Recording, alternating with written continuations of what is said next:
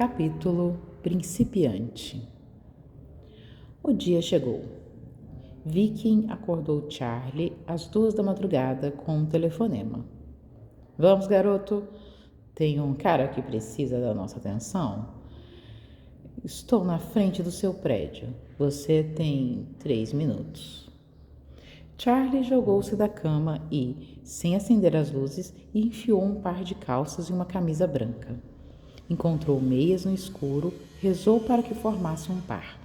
Pegou as chaves e saiu do apartamento com sapatos e meias nas mãos.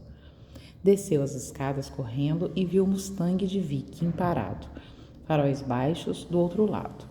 Atravessou a rua sem olhar para os lados, correndo e enfiou-se no banco de passageiros, sem fôlego. Viking riu. 3 minutos era só modo de falar, garoto. Puta merda, aprenda a relaxar. E você tá fedendo. Charlie começou a calçar os sapatos. Sabe, seria legal se você usasse um tom de brincadeira quando você está brincando. Vicky engatou o carro e começou a dirigir, as janelas abaixadas. E qual seria a graça disso? Não se preocupe, o cretino não vai a lugar nenhum. Saíram da cidade indo para o deserto. Charlie não perguntou. Temia parecer ansioso ou com medo.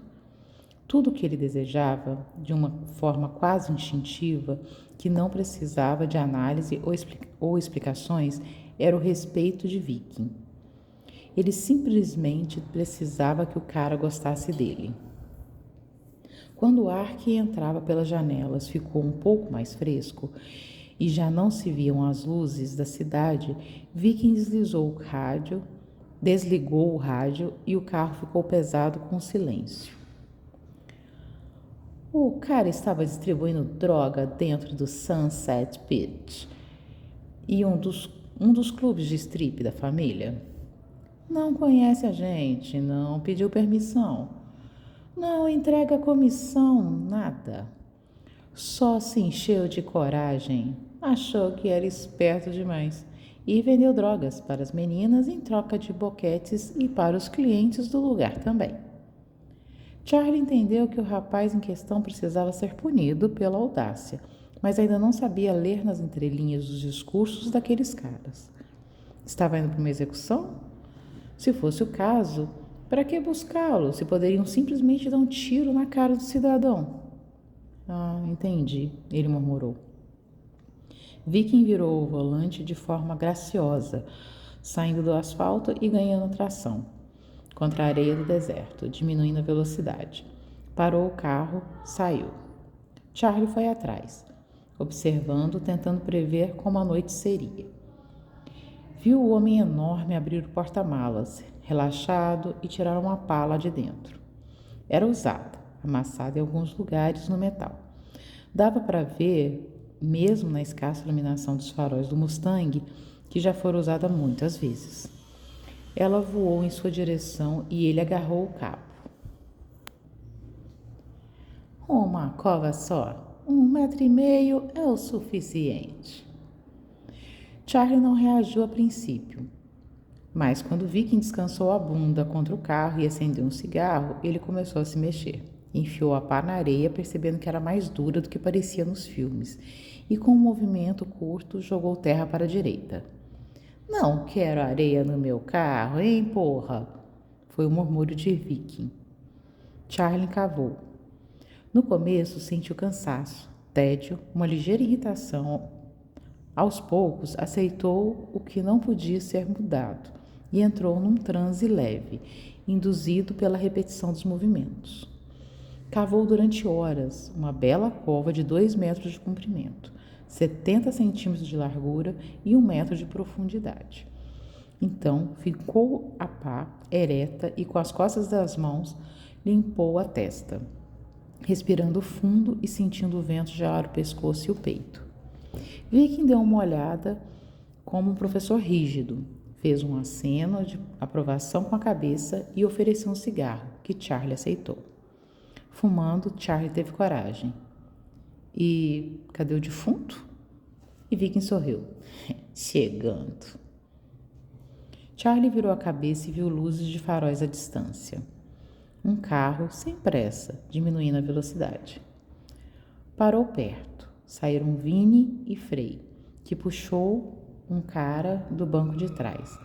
O sujeito era magro e de estatura mediana. Usava jeans com corrente de motoqueiro e camiseta de uma banda de rock da qual Charlie nunca ouvira falar. Já tinha levado alguns socos, o cabelo claro pingava suor. Caiu na areia com um chute na bunda que levou de Frei e amorteceu a queda com as mãos o melhor que pôde. Quero voltar para casa em tempo de... Quero voltar para casa em tempo de assistir a Roda da Fortuna, disse Vini. Rapaz, desembucha logo. E não vamos parar nessa cova, ouviu? O indicador gordo apontava para a obra de prima de Charlie. O homem ficou ajoelhado, cabisbaixo. Eu movo as drogas sozinho, já contei. Prometo que nunca mais entro naquela boate, pessoal. Viking deu um passo em sua direção e ele se encolheu. Trabalha para quem? É uma pergunta bem direta. Eu juro que trabalho sozinho. Levou um soco de Viking no rosto, que Charlie reagiu com uma careta.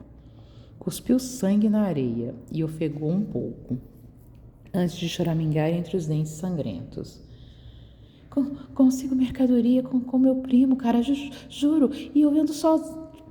Outro soco. Então Frei apontou para Charlie e depois para o cara. Charlie entendeu que era a vez dele bater. Ficou paralisado por um instante. Então começou a se convencer com o clichê. O cara vendeu drogas. É um desgraçado. O cara é mau. O cara faz mal. Deu um passo até ele e o agarrou pelos cabelos. Não olhou em seus olhos e ficou grato que a escuridão não dava para ver detalhes demais. O soco foi bom, mas Charlie não era viking. Foi o suficiente para fazer os nós dos dedos arderem um pouco e jogar o homem contra a areia. Frei tirou a jaqueta e a dobrou. Colocou-a com cuidado em cima do capô do seu carro. Levou o homem segurando-o pelos sovacos. Viking não hesitou. Desferiu 4 socos, em ordem. Costela direita, costela esquerda, rim direito, rim esquerdo. O cara ficou tão mole que Frei não conseguiu segurá-lo. Caiu de cara na areia. Matou? Vini perguntou baixo, curioso. Frei deu um chute e o cara gemeu. Eles suspiraram de alívio. Frei virou com os pés para encará-lo. Quando o viking se aproximou mais, o homem colocou as mãos para cima. Tá bom, meu Deus, chorava tremendo. Trabalho para Jimmy Milwaukee. Vini e Viking trocaram olhares e testas franzidas. Que porra de nome é Jimmy Milwaukee? Perguntou Frei. Vou descobrir. Deve ser um traficante local, pequeno, disse Viking. Virou a atenção para o chorão. Onde encontra esse teu amigo? No bar Hot, na Avenida Tropicana. Frei procurou a parte de trás dos jeans e sacou uma pistola. Charlie engoliu em seco e tentou se preparar. Vou ver um cara morrer. Puta merda. Vou ver um cara ser assassinado. Nunca foi ingênuo a ponto de achar que não aconteceria. Mas naquele momento pareceu real demais. A adrenalina vibrava em suas veias e ele tentou manter o rosto impassível. Sem um movimento de dúvida, Frei apontou a pistola para o homem e atirou 2 vezes, no peito e na cabeça. O cidadão só deu um tremelique com o impacto da segunda bala e parou de se mexer. A imobilidade dele foi o que fez Charles prender a respiração. A imobilidade dele era suja, obscena e quase demais para ele. Novato, Frei entregou a faca para Charlie, que a pegou com os dedos fracos. Vini deu um chute e o homem rolou para a cova. Charlie o cobriu de terra, alerta, hiperconsciente, os olhos arregalados, o estômago frio. Quando acabou, percebeu um tapinha nas costas de Viking, que pegou a pá e jogou no porta-mala. Sentiu o estômago apertar. Vomitou um jorro fraco na areia. A garganta arranhou e ele cuspiu para tirar o gosto amargo da boca. Frei disse: Ai, parece uma grávida de 15 anos. Viking sorriu. Foi bom. Foi bem para uma primeira vez, Charlie. Falou uma besteira porque queria falar algo. Os cigarros na areia, o vômito, a terra, na pá, dentro do carro, as marcas de pneu. Tudo isso não são evidências? Por um segundo, houve silêncio. Depois, uma gargalhada dos 3 homens. Vicky balançou a cabeça e entrou no Mustang. Frei lambeu os beiços. Ninguém vai procurar esse merda, Charlie. Relaxa. O segundo trabalho aconteceu 3 dias depois. O esquema era que o trapaceiro golpista Lucas Bimbello tinha convencido um cidadão rico a investir em um negócio que não existia e saíra do negócio com uma mala que continha $125 mil. Bimbello devia aos homens de Tony 25 desses milhares, mas não tinha pago. O prazo havia expirado na noite anterior. Charlie estava sentado no carro com Viking, Frei e Vinnie. Estavam estacionados do outro lado da rua, em frente à casa de Bimbello. Há 10 minutos. Charlie percebeu que essa turma era padrão, quando algo muito próximo de Tony estava acontecendo. Caso contrário, outros soldados, abaixo da hierarquia, cuidavam do assunto. Viking era intimidador, Frei era o cara que gostava de dar porrada e Vinnie era o supervisor. E agora que Charlie estava com eles, era o cara que fazia o trabalho sujo. Charlie descobriu que estava empolgado com isso. Um pouco da sensação era medo de ser morto ou ir para a prisão. A outra parte era só adrenalina. Ele convenceu-se rápido que não se importava com Bimbello, afinal, o cara era um merda. Sentiu metal duro e frio em suas mãos. Era Frei passando-lhe uma arma. Ele segurou e a estudou por um tempo. Não, ele nunca usara uma antes. O cabo parecia grande na palma de sua mão. Não entendia de armas, apenas deduziu que estava carregada. Eles saíram do carro e caminharam com passos apressados em direção à pequena casa. Aquele era o bairro mais sujo que Charlie já tinha visto, e ele tinha sido muito pobre por toda a sua vida. Frei bateu na porta e esperou. Demorou um pouco. Ele estava prestes a bater de novo quando ela foi aberta e um Lucas Bimbello apavorado apareceu diante deles. E ele estava suando. Olá, sorriu Frei. Deixa a gente entrar, sem alarde. O homem abriu ainda mais a porta e deu um passo para o lado. Em algum lugar da rua, um cachorro latiu, mas fora aquilo, tudo era silêncio. Entraram, olhando em volta.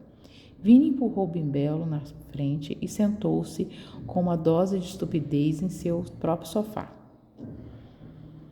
Sairemos daqui em 5 minutos, Lucas, começou Frei. Mas se você nos obrigar a procurar a grana, só vai piorar a situação. Os olhos de Bimbello procuraram o rosto dos intrusos. Não está aqui, pessoal. Eu posso pegar amanhã?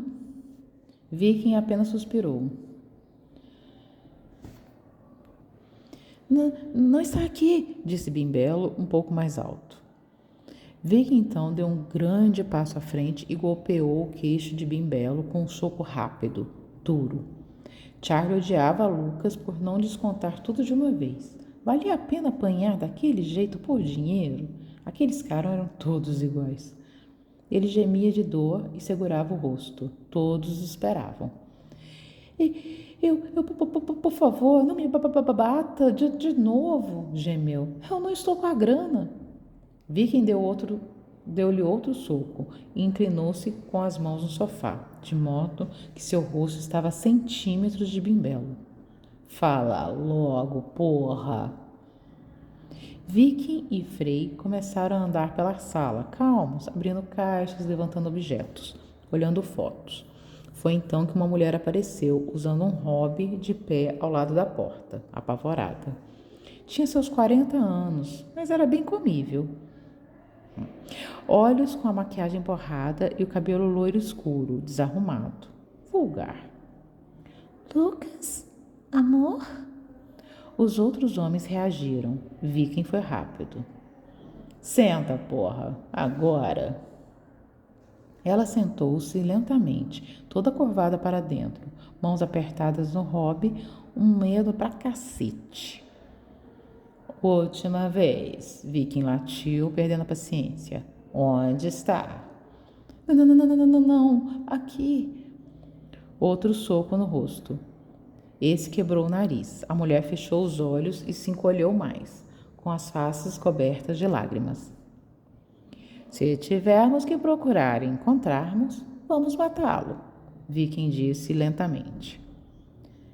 Talvez ela saiba, disse Frei, um tom tarado na voz. O coração de Charlie estava tundum, tundum, como louco. Sabe, delícia? Frei pressionou. Ela olhou para Bimbelo, então balançou a cabeça. Não. Vini falou pela primeira vez.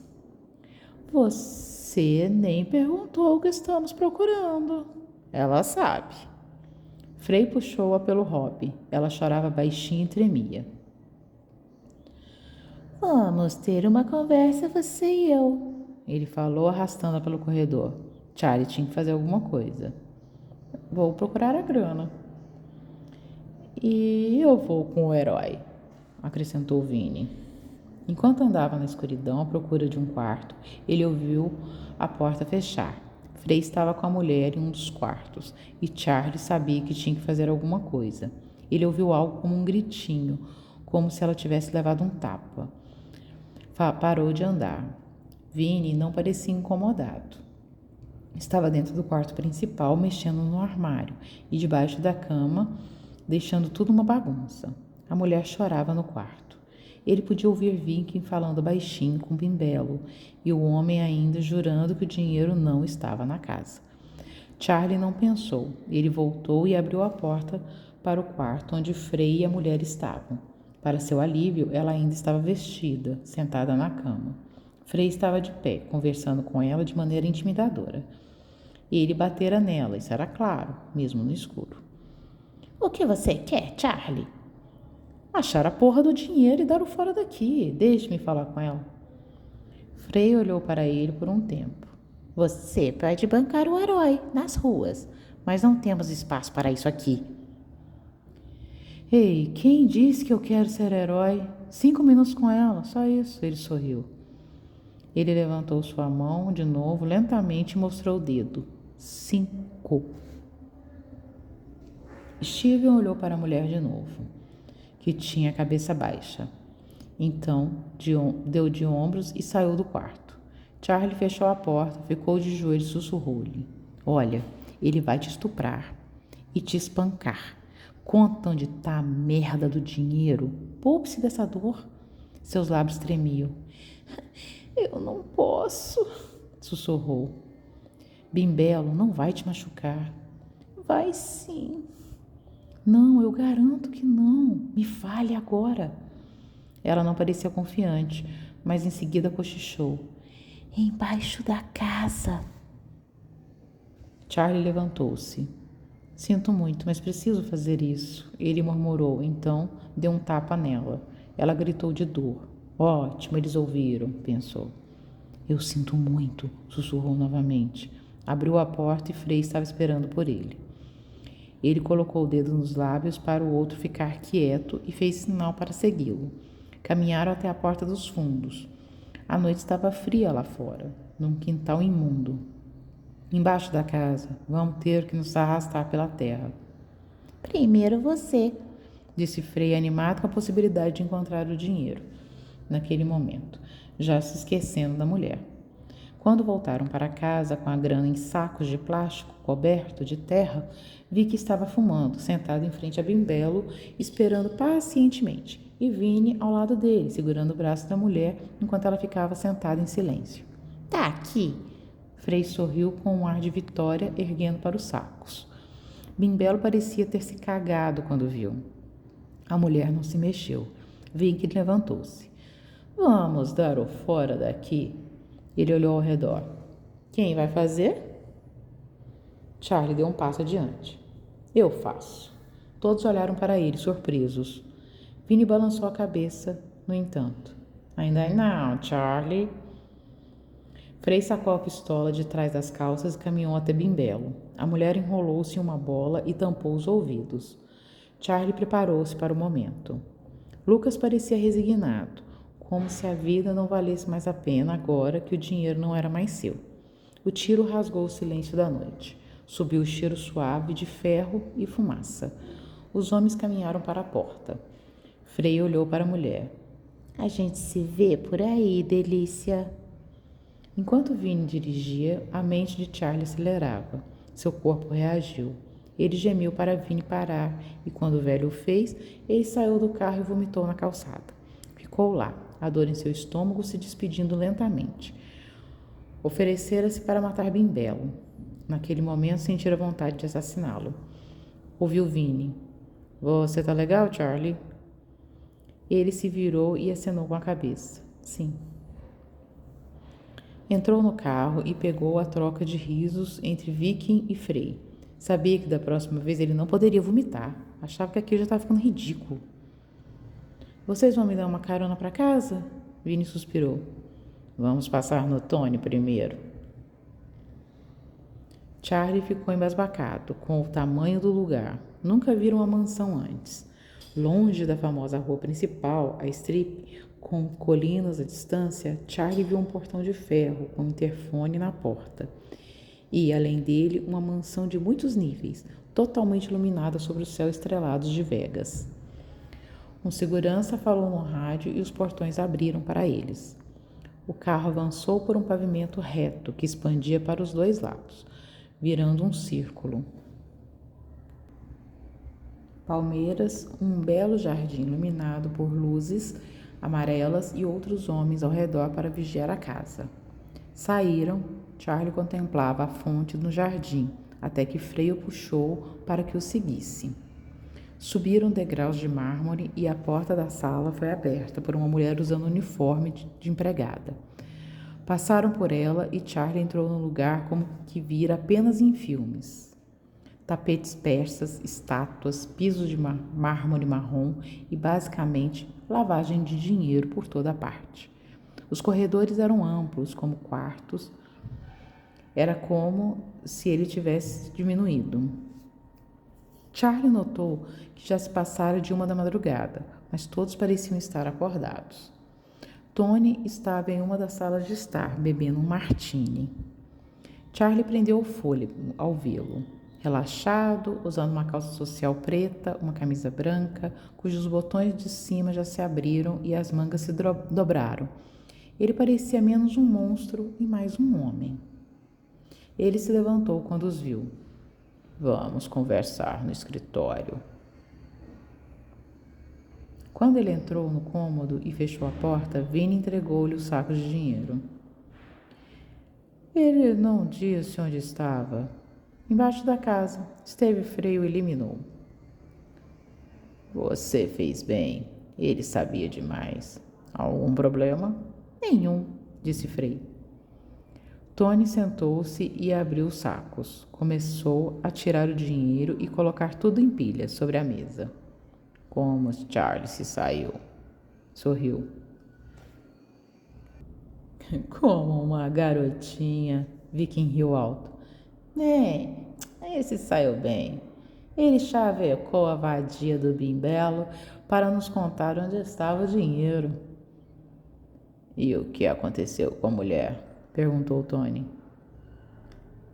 Ela vive, mas não fala, disse Viking. Não é um problema. Tony pensou, então deu de ombros. Ele olhou para Charlie e sorriu. Charlie sentiu-se estranho quando ele o fez. Ainda não acreditava que estava naquele escritório enorme, forrado com livros de capa de couro, uma mesa de mogno maior do que a sua cama e seu pai, bem na sua frente. Tony entregou um maço de dinheiro para Frei, então a Vicky, depois para Vinnie. Os homens enfiaram as notas nos bolsos. Ele chamou Charlie com os dedos e entregou-lhe uma grossa camada de notas. Charlie segurou o dinheiro com as mãos dormentes. Bom trabalho, garoto. Continue assim e vai dar tudo certo. Charlie apenas concordou com a cabeça. Os caras deixaram-no em seu apartamento, com algumas palavras amigáveis de aprovação. Ele subiu as escadas como se estivesse em um sonho e, quando finalmente entrou, caiu no sofá, ficando ali sentado no escuro por bastante tempo. Então puxou um bloco do bolso e começou a contar o dinheiro. Quando terminou, colocou as notas com cuidado sobre a mesa, inclinou-se para trás e as observou. $2.000 para um trabalho de meia hora. Ele nunca tivera dinheiro assim antes. Correu para o banheiro e vomitou de novo. Charlie se demitiu do Rodelo, levou Cindy para jantar em um restaurante fino e depois voltaram para o apartamento dele. Ela trepou como uma louca naquela noite. Disse a si mesmo que tudo o que estava acontecendo era parte do seu plano. Disse a si mesmo mais uma vez que ele estava no controle. Sentia-se feliz e não sabia por quê. 3 meses se passaram desde o primeiro serviço de Charlie, período em que sua vida foi completamente imprevisível. Durante dias, ele ficava em casa assistindo TV, perdido em seus pensamentos, com saudade de casa e da mãe. Dormia bastante durante o dia e acabava encontrando lugares para ir à noite. Começou a frequentar bares, pubs e clubes, apenas para manter-se ocupado. Às vezes, levava uma garota para casa.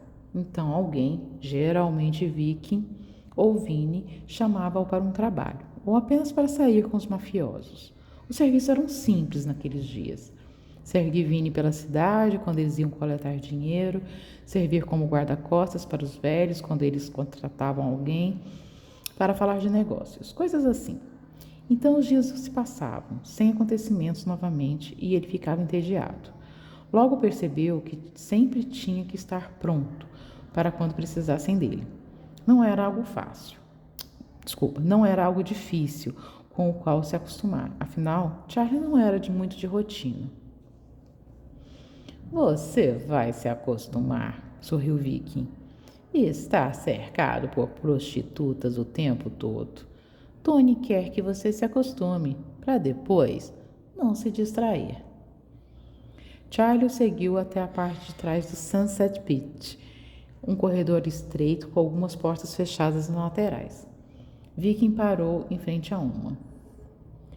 Ele mesmo arranjou isso. Por isso, deveria agradecê-lo da próxima vez que vocês se encontrarem, disse em sua voz profunda. Ele bateu na porta e cerca de 2 segundos depois, uma morena deslumbrante abriu. Ela sorriu quando viu. Entre, Charlie, e puxou-o pela mão. Viking acenou um adeus e desapareceu. Ela se virou para olhar para ele. Estou aqui para fazer o que quiser. Charlie sentiu uma mistura esmagadora de tesão, alegria e apreensão na história da sua curta vida. Um presente do papai. Ela era a mesma altura que ele, magra, coxas duras, suaves, abdômen malhado e peitos enormes. Um pouco grandes demais para ela. Estava tirando a pouca roupa que vestia, ficando completamente nua na frente dele. Ele sentiu que deveria fazer alguma coisa, então começou a tirar a camisa. Ela esperou paciente. A mulher era tão bonita que ele não conseguia parar de olhar. Ele observou todo o corpo dela, como se consumindo, sentindo-se tão pronto para ela que ficou até envergonhado.